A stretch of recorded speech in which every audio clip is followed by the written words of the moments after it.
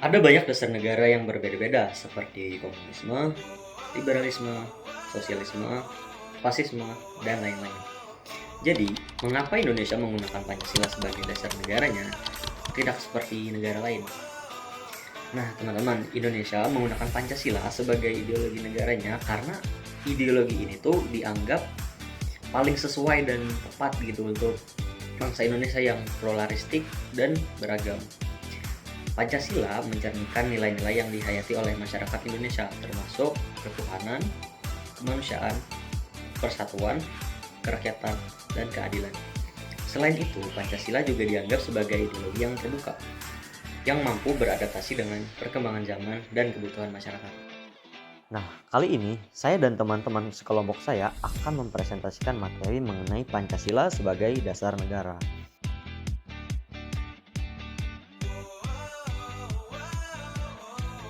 Nah, apa itu dasar negara? Dasar negara adalah ajaran atau teori berupa hasil pemikiran mendalam tentang dunia dan kehidupan. Setiap negara memiliki dasar yang dijadikan pedoman dalam mengatur kehidupan bernegara.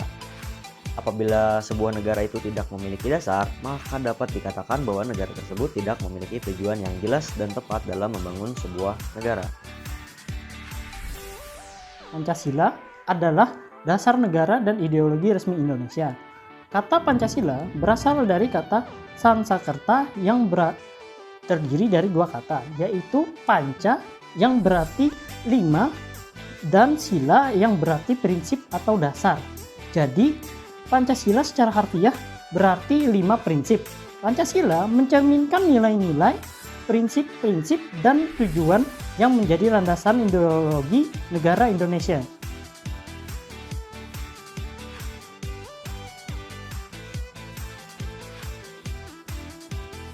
Mengenal Pancasila.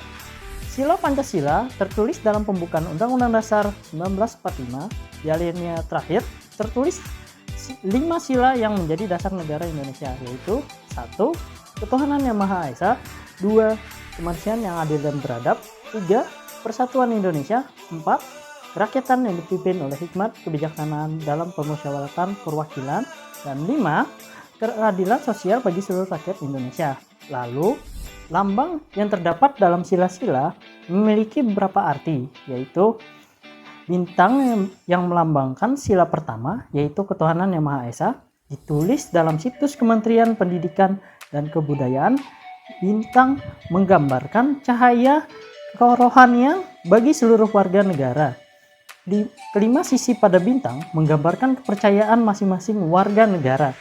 Rantai melambangkan sila kedua, yaitu kemanusiaan yang adil dan beradab. Rantai yang tersusun dari 17 gelang menggambarkan hubungan manusia yang saling tolong-menolong. Pohon beringin melambangkan sila ketiga, yaitu persatuan Indonesia. Pohon beringin digambarkan sebagai tempat berteduh untuk seluruh warga negara. Lambang tersebut juga mengartikan kesatuan Indonesia yang kokoh tertanam dalam akar yang kuat.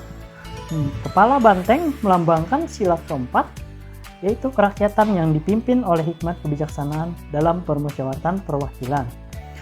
Kepala banteng juga dimaknai sebagai hewan yang suka berkumpul dan kompak dalam mengambil keputusan. Padi dan kapas melambangkan sila kelima, yaitu keadilan sosial bagi seluruh rakyat Indonesia. Padi dan kapas dimaknai sebagai kebutuhan rakyat Indonesia tanpa memandang status dari kedudukan. Padi dan kapas mencerminkan sandang dan pangan dan tak adanya kesenjangan antara warga negara. Sebenarnya ya teman-teman, ada alasan mengapa burung Garuda menghadap ke kanan. Alasannya yaitu karena Indonesia memiliki pemikiran yang benar dan tidak menempuh jalan yang salah. Burung Garuda dipilih sebagai lambang negara Indonesia karena memiliki makna simbolisme yang kuat, melambangkan kekuatan, keberanian, dan kebesaran negara Indonesia. Garuda juga merupakan makhluk mitologi kuno yang digambarkan dalam epos Mahabharata dan memiliki sejarah yang luas di Indonesia. Bhinneka Tunggal Ika yang juga berarti berbeda-beda tetapi satu juga tertulis pada Garuda Pancasila karena semboyan ini menggambarkan persatuan dan kesatuan masyarakat Indonesia yang kaya akan perbedaan. Semboyan ini menekankan bahwa meskipun kita terdapat berbagai suku, agama, ras, budaya, dan bahasa, bangsa Indonesia tetap satu dan tidak akan terpisahkan.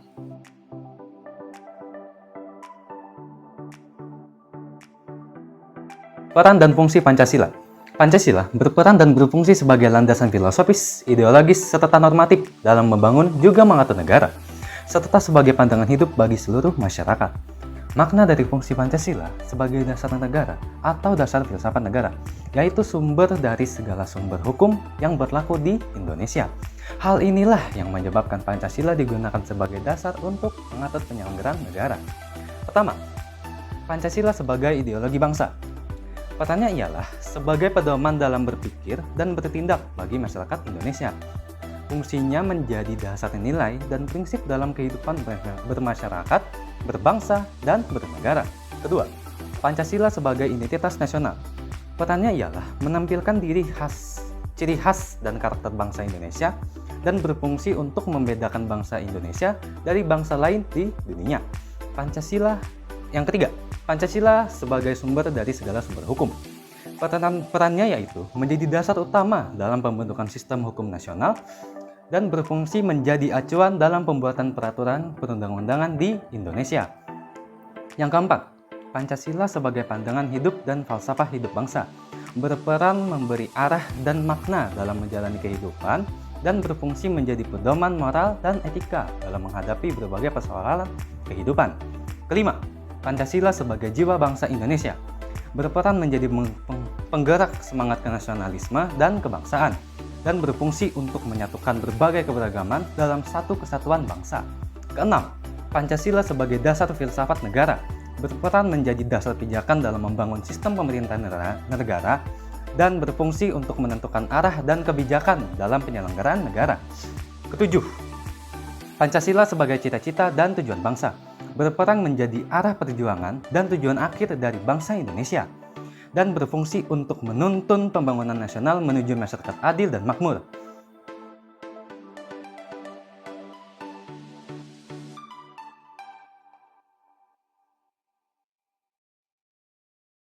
Teman-teman, pernahkah kalian membayangkan bagaimana jadinya Indonesia tanpa kehadiran Pancasila? Indonesia merupakan negara yang besar, penuh keberagaman dari Sabang sampai Merauke. Berbeda-beda semuanya, agama, suku, bahasa, budaya. Nah, kalau Pancasila tidak ada, kita tidak akan punya sesuatu yang dapat menyatukan semua perbedaan tersebut. Setiap kelompok yang berbeda-beda akan mementingkan kelompoknya sendiri tanpa memedulikan kelompok yang lain. Hal tersebut dapat menimbulkan konflik, bahkan perpecahan antar kelompok. Tanpa adanya Pancasila, negara kita juga tidak punya arah yang jelas. Mau kemana tujuan bangsa? Apa nilai moral yang harus dijunjung? Hukum pun bisa berjalan tanpa arah karena tidak ada pijakan etis. Lalu, bagaimana jika ideologi lain masuk dan langsung memengaruhi kita karena tidak ada Pancasila yang berfungsi sebagai filter dari ideologi lain tersebut? Bisa jadi kita sebagai warga negara akan kehilangan jati dirinya. Jadi kesimpulannya, tanpa Pancasila, Indonesia mungkin masih ada secara fisik. Geografinya masih ada di peta ini. Namun, kehilangan asasnya sebagai bangsa yang satu, utuh, dan berdaulat. Sebagaimana tertuang dalam pembukaan Undang-Undang Dasar 1945, alinea keempat, tujuan negara adalah untuk melindungi segenap bangsa dan seluruh tumpah darah Indonesia, memajukan kesejahteraan umum, mencerdaskan kehidupan bangsa, serta ikut dalam melaksanakan ketertiban dunia, berdasarkan kemerdekaan, perdamaian abadi, dan keadilan sosial. Oleh karena itu, Pancasila menjadi dasar dan pedoman dalam mewujudkan tujuan-tujuan tersebut, serta menjadi landasan ideologi negara dalam segala aspek kehidupan berbangsa dan bernegara. Ada 5 urgensi Pancasila yang berkorelasi dengan tujuan negara Indonesia. Di antaranya adalah 1. Landasan ideologi. Pancasila adalah ideologi negara yang menjadi dasar pemikiran dan tindakan pemerintah dalam mencapai tujuan negara. Kedua, mewujudkan masyarakat yang adil dan makmur. Pancasila sebagai dasar negara memiliki tujuan untuk mewujudkan masyarakat Indonesia yang adil dan makmur yang tercermin dalam sila-sila Pancasila. Ketiga, menjaga persatuan dan kesatuan bangsa. Pancasila juga menjadi alat pemersatu bangsa dan menjaga persatuan dan kesatuan dalam keberagaman. Keempat, pilar ideologis. Pancasila merupakan pilar ideologis bangsa Indonesia yang menjadi fondasi dalam membangun negara. Kelima, pewarisan budaya. Pancasila juga merupakan hasil budaya bangsa yang harus diwariskan kepada generasi muda melalui pendidikan. Bagaimanakah Pancasila bisa menjawab tantangan zaman seperti ketimpangan sosial dan intoleransi?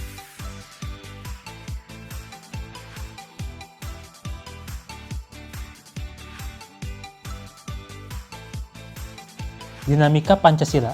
Dinamika Pancasila di Indonesia adalah masalah yang kompleks, di mana idealisme dan realitas sering berbenturan. Pancasila sebagai dasar negara menawarkan visi yang mulia tentang keadilan, persatuan, dan kemanusiaan. Namun, dalam realitas politika, implementasi Pancasila seringkali terdistorsi oleh dinamika kekuasaan, korupsi, serta pertarungan kepentingan politik yang menguntungkan oknum tertentu. Latar belakang sejarah pembentukan Pancasila terkait erat dengan perjuangan kemerdekaan Indonesia dari penjajahan kolonial Belanda. Pada masa itu, terdapat berbagai pandangan dan ideologi yang berbeda-beda di kalangan pemimpin nasionalis Indonesia, yang mewakili beragam latar belakang politik, sosial, dan agama. Jika dilihat dari sudut pandang sejarah, Pancasila sebenarnya bukan hanya menjadi ideologi dasar negara dan pedoman tunggal yang dimiliki oleh negara semata. Pancasila juga mencerminkan nilai-nilai yang aktif mengalir dalam kehidupan masyarakat, atau yang disebut sebagai nilai-nilai hidup atau the living values. Sejarah Pancasila dimulai pada sidang BPUPKI pertama pada 29 Mei 1945. Salah satu hal pertama yang dibahas adalah dasar negara Indonesia. Ada 3 tokoh yang mengusulkan dasar negara Indonesia, yaitu Muhammad Yamin, Supomo, dan Insinyur Soekarno. Muhammad Yamin merumuskan 5 dasar negara sebagai berikut. Yang pertama, peri kebangsaan, peri kemanusiaan, peri ketuhanan, peri kerakyatan, dan kesejahteraan rakyat.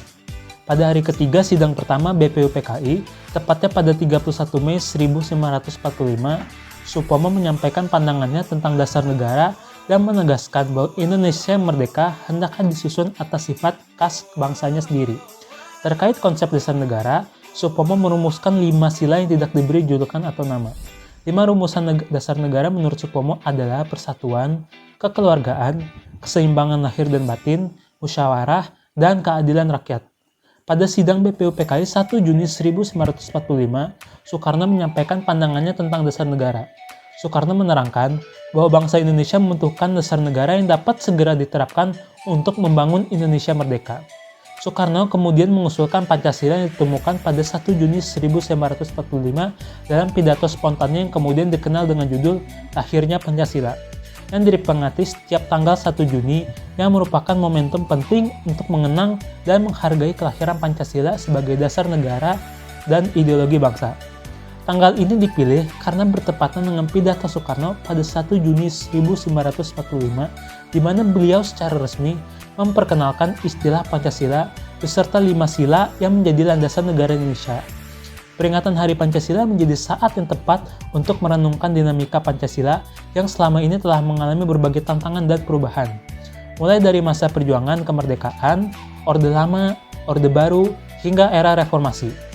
Pada hari ini, bangsa Indonesia diingatkan kembali untuk pentingnya menjaga nilai-nilai Pancasila yang tetap hidup dan relevan dalam menghadapi berbagai persoalan sosial, politik, dan budaya yang terus berkembang. Soekarno mengungkapkan dasar-dasarnya, yaitu kebangsaan Indonesia atau nasionalisme, kemanusiaan atau internasionalisme, mufakat atau demokrasi, kesejahteraan sosial, serta ketuhanan yang berkebudayaan. Nama Pancasila itu diucapkan oleh Soekarno dalam pidatonya pada 1 Juni. Itu katanya, sekarang banyaknya prinsip kebangsaan, internasionalisme, mufakat, kesejahteraan, dan ketuhanan. 5 bilangannya. Namanya bukan Pancadharma, tetapi saya namakan ini dengan petunjuk seseorang teman ahli kita, bahasa.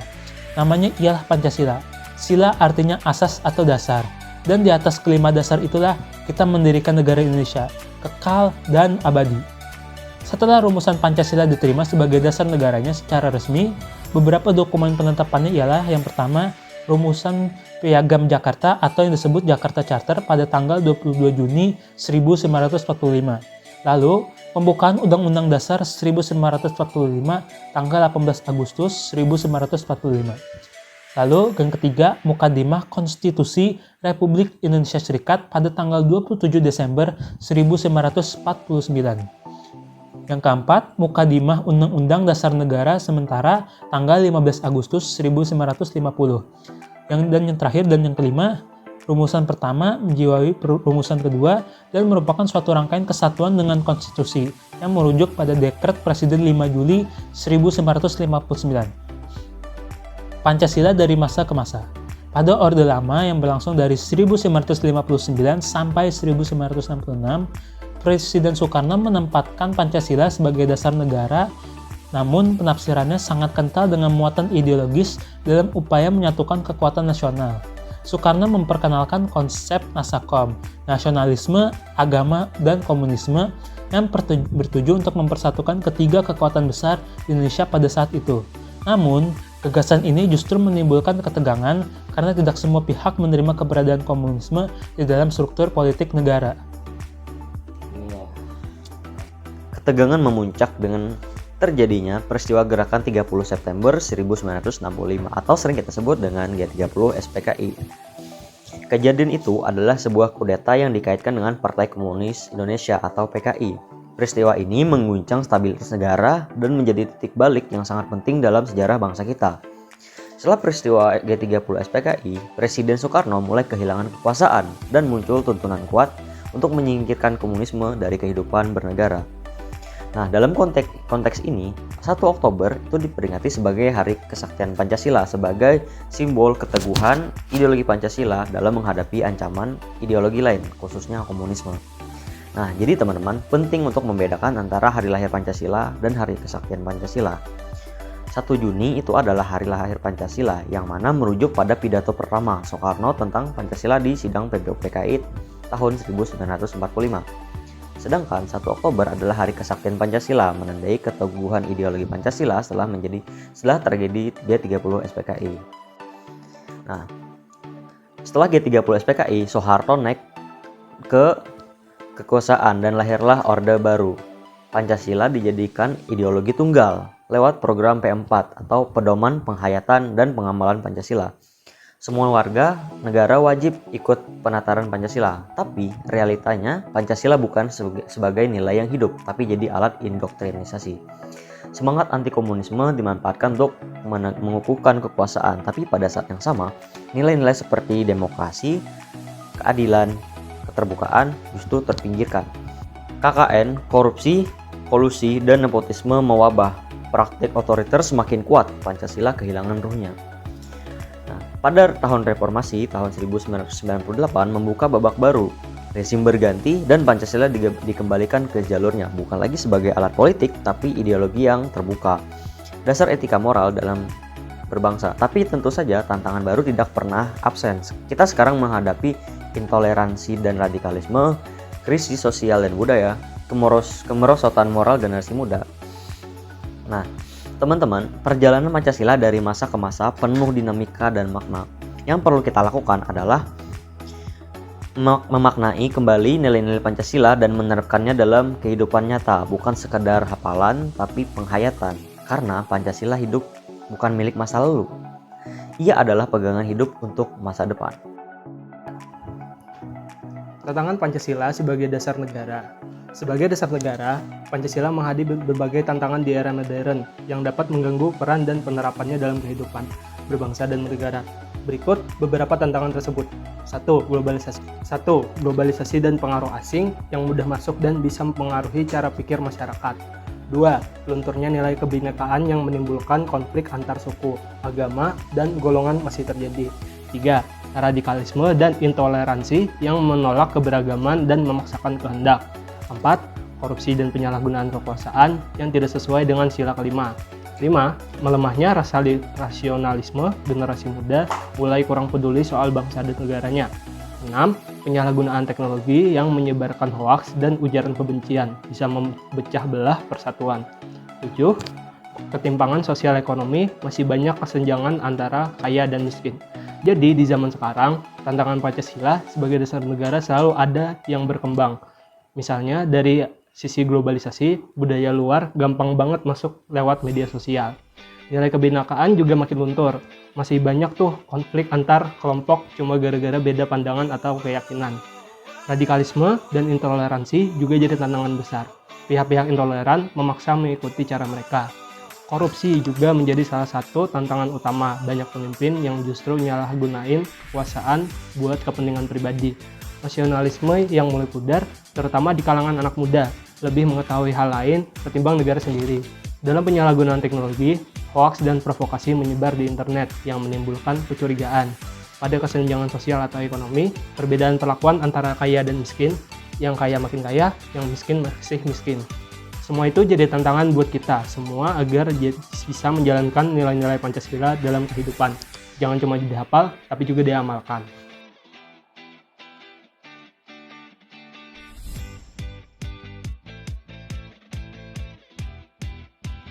Pancasila adalah satu-satunya yang dapat mempersatukan bangsa Indonesia yang besar ini. Insinyur Soekarno. Di tengah berbagai ideologi dunia seperti komunisme, sosialisme, dan semacamnya, Indonesia memilih Pancasila karena nilai-nilainya lahir dari akar budaya, sejarah, dan wajah bangsa itu sendiri. Pancasila tidak memihak, tidak memaksa, dan tidak menindas. Sebaliknya, ia merangkul semua, baik itu agama, suku, ras, maupun pandangan politik dalam semangat persatuan dan keadilan. Sebagai dasar negara, Pancasila menjadi sumber hukum, arah pembangunan, dan pilar utama dalam mencapai tujuan nasional. Masyarakat yang adil, makmur, cerdas, dan damai sebagai ideologi terbuka. Pancasila mampu menghadapi perubahan zaman tanpa kehilangan jati dirinya. Namun, Pancasila tidak sesimpel itu. Berbagai macam faktor seperti globalisasi atau sosialisme menguji sejauh mana kita mewujudkan Pancasila dalam tindakan. Bukan hanya dalam kata-kata, Pancasila akan hidup jika kita terus merawatnya. Bukan hanya dalam ruang kelas, tapi juga dalam kehidupan sehari-hari. Tanpa Pancasila, Indonesia hanyalah tanah tanpa jiwa. Tapi dengan Pancasila, kita punya arah, identitas, dan masa depan.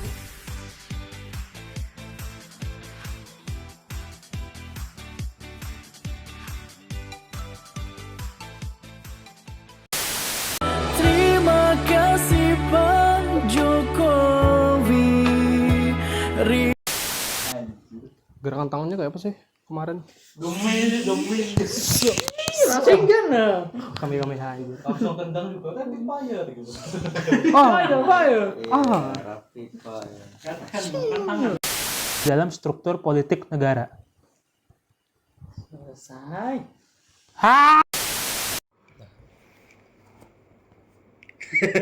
Belum. Pakai tombol volume aja buat mulai aja. Biarin lah, coba lah. Geser apa ya? Ayo, coba. Ya, saya Muhammad Iqbal Parezi akan menjelaskan tentang peran dan fungsi Pancasila. Pancasila berperan dan berfungsi sebagai landasan filosofis, ideologis, serta normatif dalam membangun negara.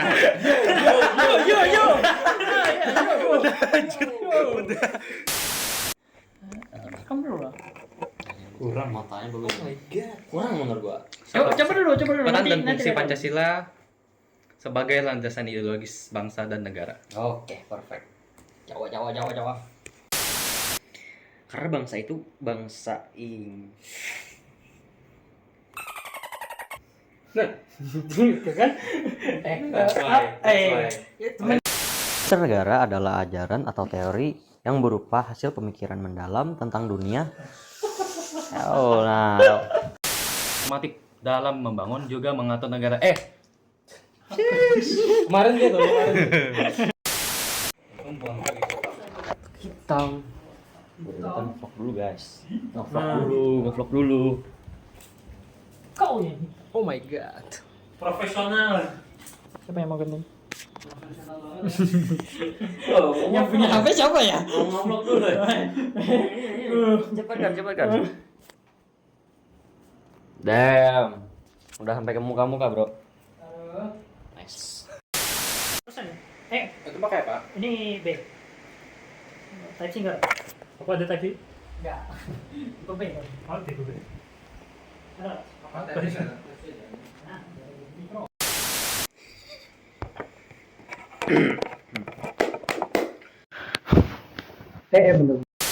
Ya, setengah tahun ya. Jadi planet Buma, Cak. Video. Oh, masalahnya tadi kan ngomong begini. Tanggapanmu gimana? God damn, bro. Tanggapan saya adalah tung cuma satu. Nyari bensin orang. Sama